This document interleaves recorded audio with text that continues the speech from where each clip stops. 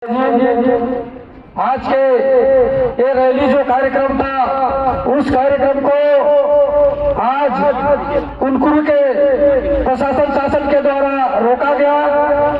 इसलिए आज एक दिवसीय प्रबोधन कार्यक्रम इस जसपुर के कुनकुरी में हो रहा है। साथियों,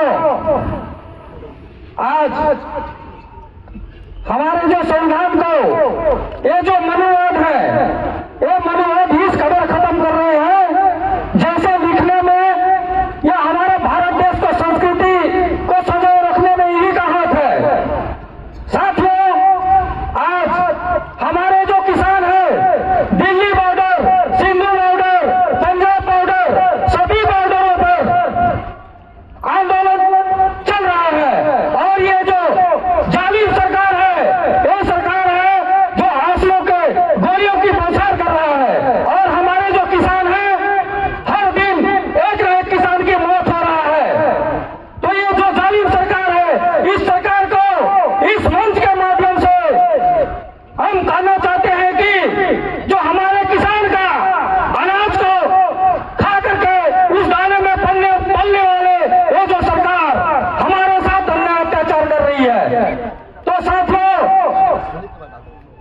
इस धरती को, इस धन को, इस जल जंगल जमीन को बचाने के लिए हमारा जो ये राष्ट्र किसान मोर्चा ये राष्ट्रव्यापी आंदोलन करना चाहती है।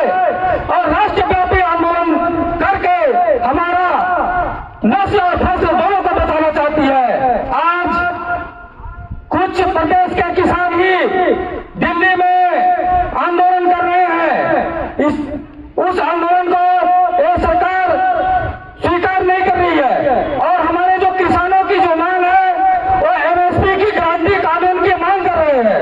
हमारे जो किसान हैं, अधिक जो हमारे मूल्य है, वो मूल्य को अधिक से अधिक नहीं मांग करके कम से कम कीमत की मांग कर रही है। उस मूल्य को ये सरकार है गारंटी नहीं दे रही है। इतनी जालिम सरकार है। और आज हमारे भारत देश में जो जमीनें हैं, वो जमीन 96% जमीन जो हमारे दुश्मन आरएसएस और जो मनुवाद के जो लोग हैं, उन लोगों के पास हमारी जो जमीन है वो छीन लिया गया है। साथियों, आज वो समय आ चुका है हमारा भारत देश में जो हर किसानों ने जब बड़ा बड़ा आंदोलन किया है, तो बड़े बड़े जो धुरंधर जो इस भारत देश में पैदा हुए हैं, उसको भी परास्त करने की हिम्मत रखते हैं, जज्बा रखते हैं। तो हमारे जो किसान साथी शाम से सुबह तक दूसरों को अनाज कमा करके मेहनत कर करके पाल सकते हैं, तो हमारा जल जंगल जमीन को हम बचा सकते हैं।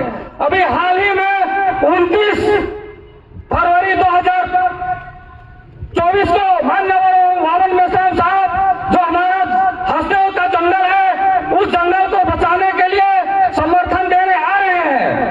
उसमें हमारे 5 लाख से ऊपर पेड़ हमारे हसदेव जंगल का काटे जा चुके हैं, जिसमें हमारे आदिवासी भाई ST OBC के लोग ही रहते हैं। तो वहां से लोग खदेड़ना चाहते हैं।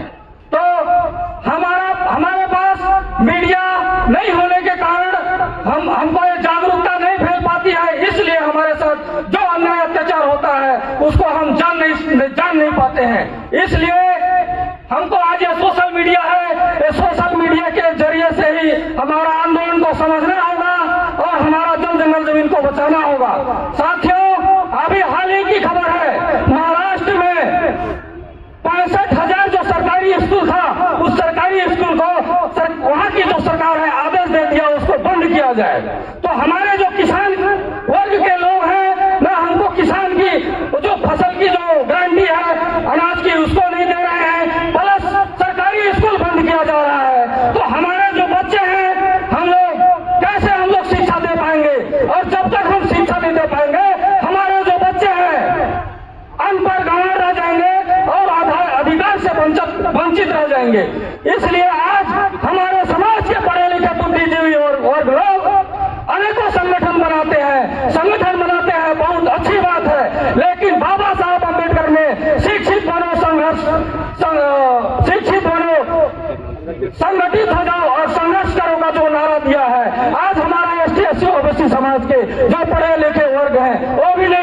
सोचते हैं, नहीं समझ रहे हैं। आज एक जाति का संगठन बनाते हैं और हमारे जो दुश्मन है हमारे सभी जाति को हिंदू के नाम से और अन्य संगठन के नाम से उन्होंने गुलाम बना करके रखा है।